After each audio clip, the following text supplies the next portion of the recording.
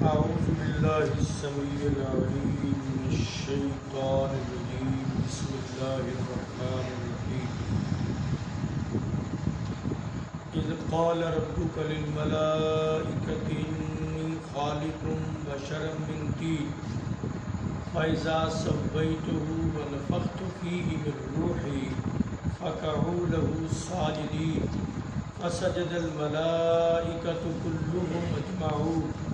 إلا إبليس استكبر وكان من الكافرين صدق الله العظيم۔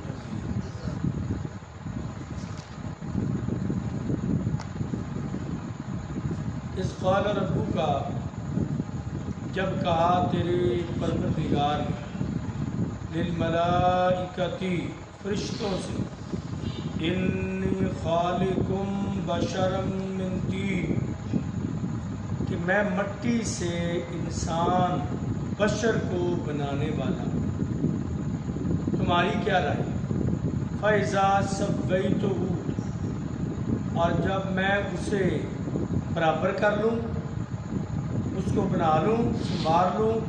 وَنَفَخْتُ فِيهِ بِالرُّوحِ، اور اس کے اندر اپنی روح، اپنی طرف سے روح پھونک دوں، فَقَعُوا لَهُ سَاجِدِينَ، تو اس کے سامنے سجدے میں گر جاؤ۔ فَسَجَدَ الْمَلَائِكَةُ كُلُّهُمْ أَجْمَعُونَ، پس سب فرشتوں نے سجدہ کر دیا، الا ابلیس، سوائے ابلیس کے، استکبر، اس نے تکبر کیا، وکان من الکافرین، اور ہو گیا وہ کافر۔ جب کہا تیرے پروردگار نے فرشتوں سے کہ میں مٹی سے انسان کی تخلیق کرنے والا ہوں، جب میں اسے بنا سنوار لوں، کاٹ چھانٹ کر لوں، اور اس میں اپنی طرف سے پھونک دوں، تو بیٹھ جانا اس کے لیے سجدے میں۔ تو سجدہ کیا سب فرشتوں نے سوائے ابلیس کے، تکبر کیا اس نے اور ہو گیا کافر۔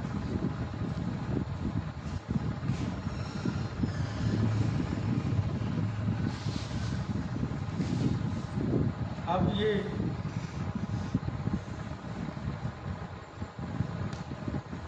عنوان نیا شروع ہو گیا،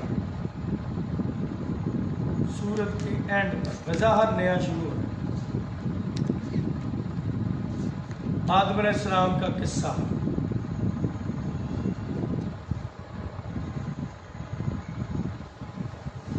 شروع قرآن میں بھی ہے اور یہاں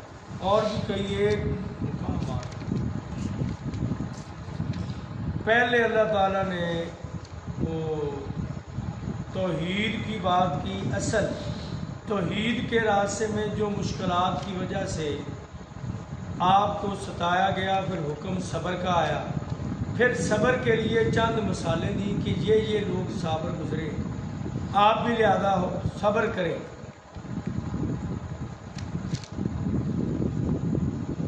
اب اینڈ پہ اللہ نے ایک واقعہ ذکر کیا، اس کا مقصد کیا تھا وہ اینڈ پہ ذکر کرتے ہیں۔ پہلے واقعہ کیا؟ مشہور واقعہ ہے، اللہ نے انسانوں کی تخلیق سے قبل مشاورت کی فرشتوں سے کہ بناؤں، انہوں نے کہا نہ بناؤں۔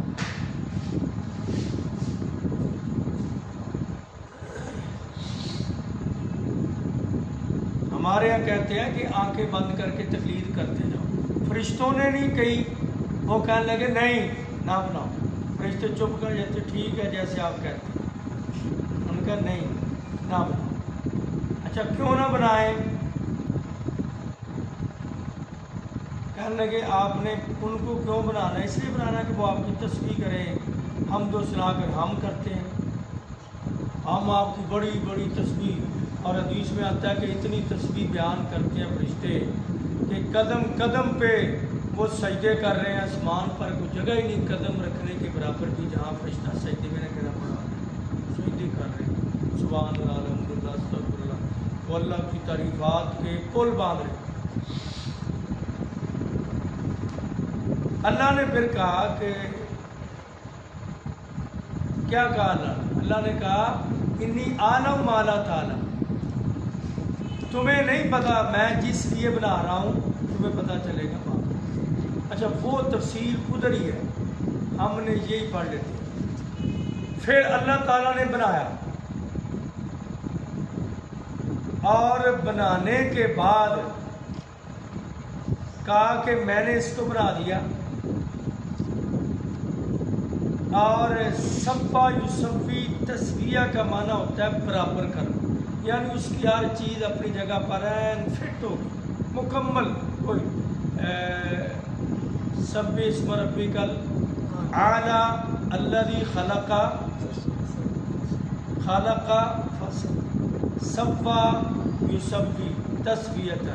سویت، اسی سے برابر کرنا، یعنی مکمل اس کی ہر جگہ انگ ایک ایک حصہ بنانے کے بعد آدم علیہ السلام، پھر اللہ نے اپنی طرف سے روح پھونک دی، پھونک مار کے نا اس میں روح پھونک دی، اور وہ زندہ ہو بنایا تو ہاتھوں سے، بہت حدیث میں آتا ہے خلقتہ بیدی، اپنے ہاتھوں سے بنایا، یعنی ان کا جسم باڈی وہ ہاتھوں سے بنائی، مٹی سے بنائی۔ بنانے کے بعد پھر پھونکی روح اپنی طرف سے، وہی آسمانوں سے آئی جو آتی ہے ہمارے پاس، وہ پھونکی تو آدم علیہ السلام بولنے چالنے زندہ ہو گئے۔ اللہ نے کہا میں نے بنا دیا، بنانے کے بعد تمہیں آرڈر یہ ہے کہ تم اس کو سجدہ کرو۔ اب ایک مسئلہ یہ بھی ہے کہ سجدہ غیر اللہ کو کرنا یہ تعظیمی سجدہ تھا، جیسے یوسف علیہ السلام کو سجدہ بھائیوں نے کیا۔ تو پہلی شریعتوں میں تعظیمی سجدے کی اجازت تھی، اور پھر اس شریعت میں بھی صحابہ اکرام جب گئے نا باہر، انہوں نے دیکھا، کہنے لگے اللہ کے نبی ہم آئے ہیں وہاں سے کہ لوگ اپنے بادشاہوں کو سجدہ کرتے ہیں، تو آپ ہمیں اجازت دیں ہم آپ کو سجدہ کریں، بادشاہوں کی کیا مجال ہے، آپ کی شان تو بڑی بلند ہے، ہمارا دل کرتا ہے کہ ہم آپ کو سجدہ کریں۔ سجدہ ایک اللہ کو لا، اگر سجدے کی اللہ کے علاوہ کسی اور کے لیے اجازت تھوڑی سی بھی ہوتی تو میں یہ آرڈر دیتا کہ رات کو سونے سے پہلے ہر بیوی اپنے خاوند کو پہلے سجدہ کرے پھر سوئے، مگر اجازت نہیں، لہذا شریعت میں سجدے کی اجازت ہے، تعظیمی ہو یا تعبدی ہو، عبادت والا ہو، قطعاً جائز ہے۔ تو پہلی شریعت اس حکم سے منسوخ ہو، ان شریعتوں میں یہ سجدہ جائز ہے۔ سجدے میں گر پڑنا، فسجد الملائکۃ کلھم اجمعون، سارے فرشتوں نے سجدہ کر دیا۔ اور دوسری بات اصل میں یہ ہے، مفسرین نے کہا یہ سجدہ تعظیمی بھی نہ مانو، یہ اصل میں سجدہ ہی اللہ کو ہے، اللہ خود کہہ رہے ہیں کہ کرو، اللہ ہمیں کہہ رہے ہیں کہ مجھے سجدہ کرو، ہم اللہ کو کرتے ہیں۔ اب آگے اللہ کہتے اس کو کر دو تو اس کو کرے، تو وہ ہے تو حکم اللہ، ہم نے تو ماننا حکم اللہ کا، ادب حکم تو اللہ کا ہے، لہذا یہ تعظیمی وغیرہ کا مسئلہ بھی نکل گیا۔ تو اللہ تعالیٰ نے حکم دیا، سب فرشتوں نے سجدہ کر دیا، سارے ایک بھی فرشتہ اس سے باہر نہیں نکلا، کیونکہ قرآن نے کہا لا یعصون اللہ ما امرہم، اللہ جو ان کو حکم دیتے ہیں اس سے کبھی وہ کمی بیشی نہیں کرتے، فوراً اس کے آگے جھک جاتے، مگر الا ابلیس، ابلیس نے سجدہ نہیں، جو ابلیس تھا وہ فرشتوں کا بھی سردار تھا اور ان سب کا وہ سردار بنایا ہوا تھا، مگر اس نے سجدہ نہیں کیا۔ اب جو ابلیس ہے، حکم آیا فرشتوں کا،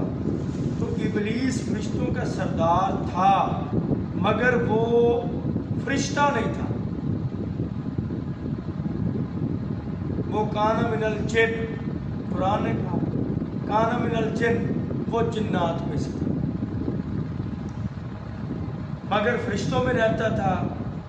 تو فرشتوں پر سرداری تھی تو انہی میں شمار کیا گیا۔ اس نے کہا میں سجدہ نہیں کرتا۔ یا اللہ نے تفصیل آگے ذکر کی تو اللہ نے یہ کہا استکبارا یستکبرو، استکبار، اس نے تکبر کیا، وکان من الکافرین، اور ہو گیا وہ کافر۔ ابلیس کا تکبر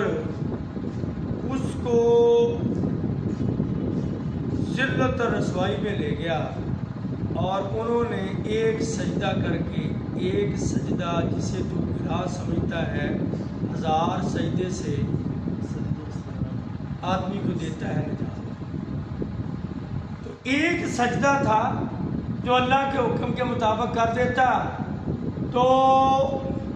عزت پہلے بھی بڑی تھی اور بھی مل جانی تھی، مگر ایک سجدے کے انکار نے اس کو کہاں دے مارا۔ اور آج بے نمازی اگر یہاں ہی تھوڑا سا غور کر لے، وہ روزانہ کتنے سجدے چھوڑتا ہے، اور وہ ابلیس بن گیا، اور یہ پھر بھی مسلمان ہے۔ کوئی کہے گا میں اہل حدیث ہوں، ہے بے نماز، کوئی کہے گا میں تبلیغی ہوں، ہے بے نماز، تو پھر وہ کیسا تبلیغی ہے، کیسا سنی جو ہے بے نماز؟ ایک سجدے نے اسے ابلیس اور خناس اور شیطان بنا دیا۔ تو اللہ نے وجہ ذکر کی کہ تکبر کیا، اور یہ اشارہ اللہ نے ساری پہلے تبلیغ کر دی، یہ ساری صورت کا لب لباب ہے۔ اس میں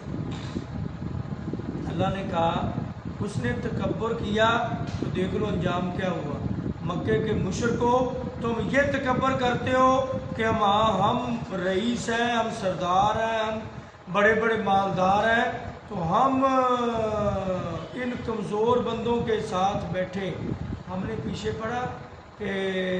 کُنَّا نَعُدُّهُم مِّنَ الْأَشْرَارِ، جن کو ہم گھٹیا حقیر سمجھتے تھے وہ تو نظر نہیں آ رہے، تم ان کو حقیر سمجھتے ہو اور اپنے آپ کو تم عظیم سمجھتے ہو۔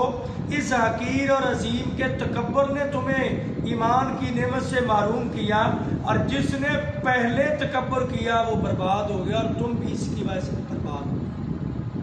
یہ نقطہ اللہ قرآن ایک